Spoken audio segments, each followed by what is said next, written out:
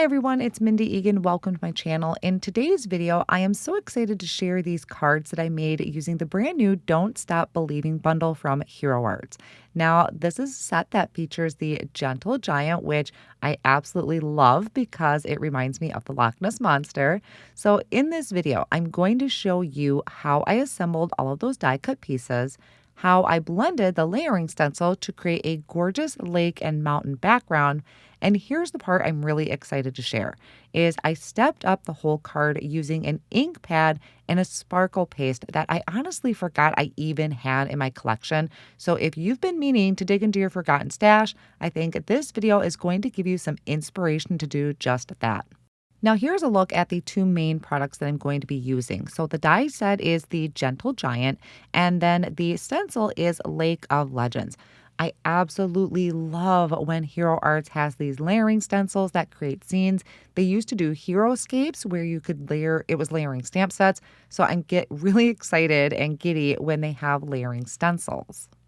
I do have one that is done off screen, so I have one for my second card, but I'm going to create one on screen for you doing the exact same thing.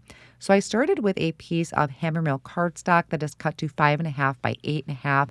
I'm placing it on my sticky mat, my 9x12 sticky mat to hold it in place, and then placed the first layer of the stencil over the top. Now, there is not a lot of room for my stencil to hold to the grip mat, so I'm going to just kind of tack that down with a low tack tape. This is Post-it tape. And then I also used my alignment corners, that's from my stamp wheel, to place that on the corners of the stencil. That way I can line up the rest of the layers perfectly. So for the first layer of the stencil, I am doing the entire area, all the open areas of the stencil in Aegean. And I used my ink swatch book to kind of look up different colors that would look nice together. If you don't have these exact colors, you can use what is already in your stash. I do have all of my supplies linked down below in the video description, including the ink pads that I'm using. Now I did step up this first layer a little bit with Bermuda. That was just something extra I like to throw in there just in case it doesn't quite cover it in the second layer of the stencil. I always like to try and add shading when I can. Now, on the second layer of the stencil, I continued with Bermuda using another blending brush. Now, for this one, I'm going to have a couple colors. So I do Bermuda for the water and a little bit on that mountain. But then when it comes to the sky, I wanted that to be a more true blue. So I'm going to bring in Summer Sky. I start at the top, kind of blend down. It gets a little lighter down towards the hills and the mountain. Now, as I mentioned, I'm using these alignment corner pieces to line up my stencils, but if you cut your cardstock to 6x6, there are some corners or squares in each of the corners that if you ink those up, that will help align all of your stencils as well. I moved on to the third layer. Now, the third layer has the start of the hills, but there's also some fish down at the bottom there. So I just went a little heavier handed with the Bermuda ink. Then I came back up to the hills. So this is my base layer, and I'm going for a nice bright green. This happens to be green apple. I was thinking of just something kind of honestly that reminded me of Ireland for some reason. I was just thinking those beautiful bright greens. Seen it in pictures, never been there, but that's what comes to mind. And then on the last layer of the stencil, we have the additional shading for the hills. And for that, I am using Fresh Lawn. So all of these inks are from Hero Arts. I also mentioned that I like to add shading sometimes when I can. So I'm wiping away the excess ink from the green. And then I'm coming in with Bermuda. I'm adding that shading kind of in those little crooks where it goes into the mountains. Whenever you add a blue over the top of green, it's going to give you another shade of green, just a little bit darker.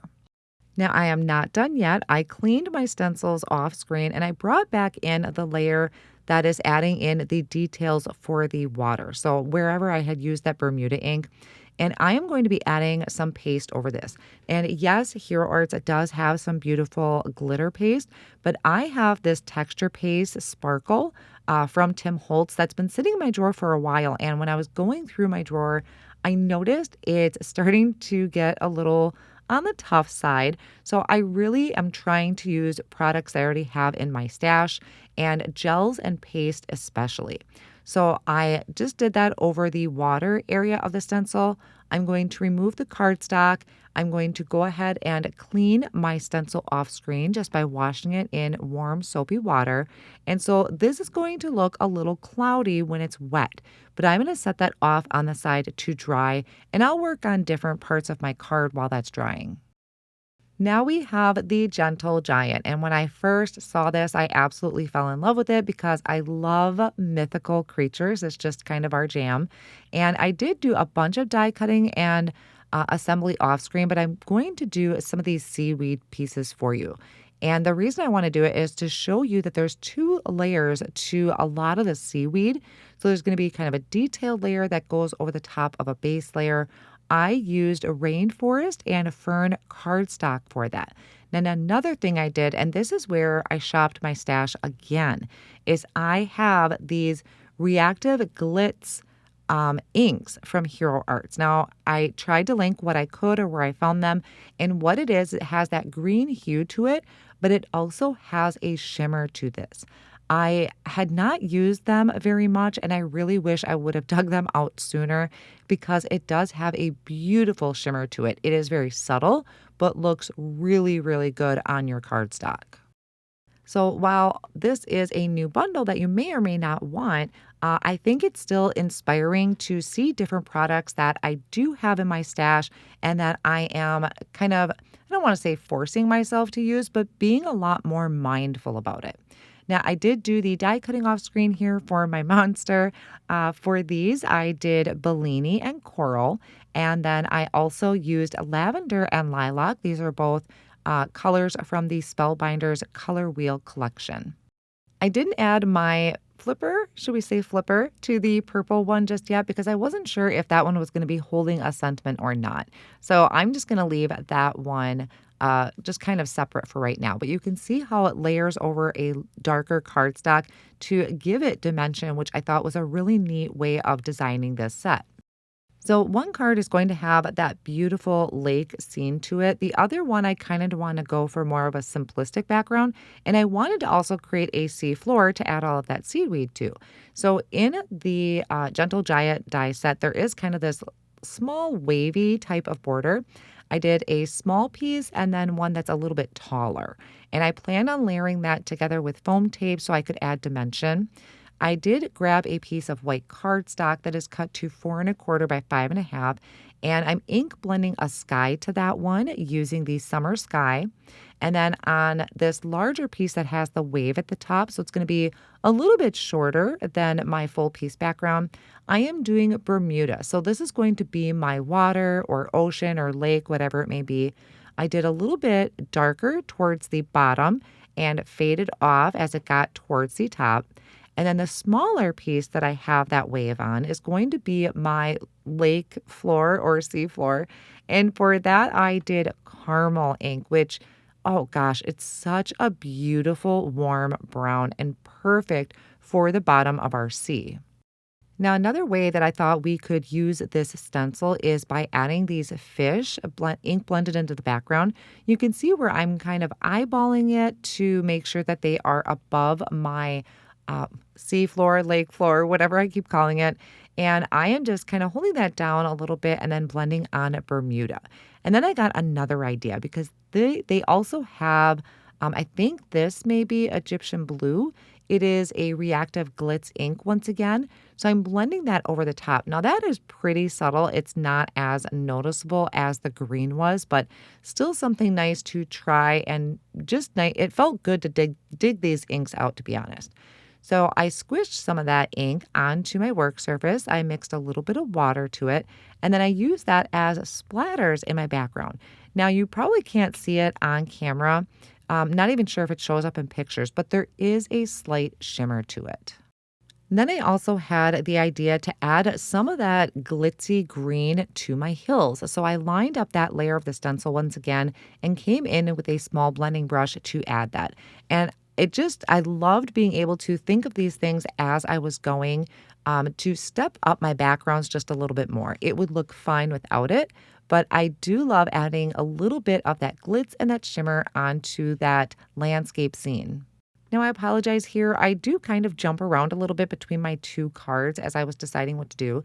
My purple one is popped up with foam squares onto that scene. Then I went back to the one that has that lake floor to it. That panel is popped up with foam tape, which I attached crooked. I couldn't get it off, so I will fix that later by trimming the panel down. This one is going to get my Bellini and Coral Gentle Giant.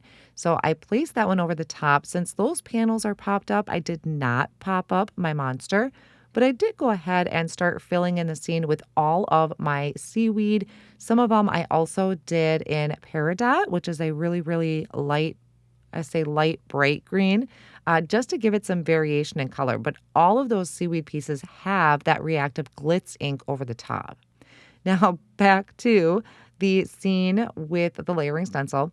I die cut out an arch from white cardstock. I placed some foam tape behind that panel and then placed it over my image there. I did my sentiments off screen. These come from the Unbelievably Awesome Stampin' Cut and then the Unbelievably Awesome Banners Stampin' Cut. And I just stamped them in black ink onto white cardstock and used the coordinating dies to cut them out. So here's a look at the card where I added the sparkle paste in the background. I just absolutely adore that die cut image and that scene. The scene stencil does not have to be used with these monsters. It can be just a beautiful, serene background to create. I hope this video has given you some inspiration to dig through your stash and see what you might have forgotten about in there, because honestly, some of these supplies are just waiting for the right project. I will have all of the supplies that I used today linked down below in the video description and over on my blog, including the Don't Stop Believing bundle from Hero Arts.